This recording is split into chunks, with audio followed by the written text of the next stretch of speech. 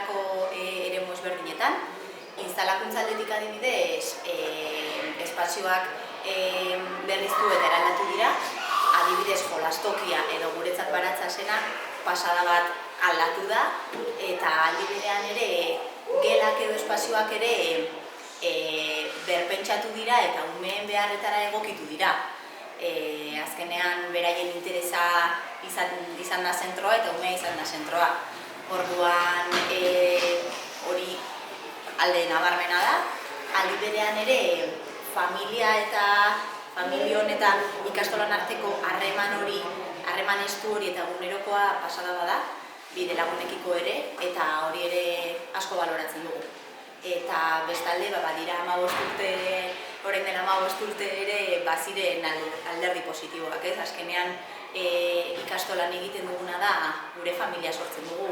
Guretzat, bai lagunak, kuadrilla, kultur edo kirol talde sentimendu hori hemen sortu dugu, eta guretzat ikastola familia da. Eta azkenean gure txikitxoak hori transmititu nahi diegu eta hori bera bizitzea, beraz, pospozik gaude.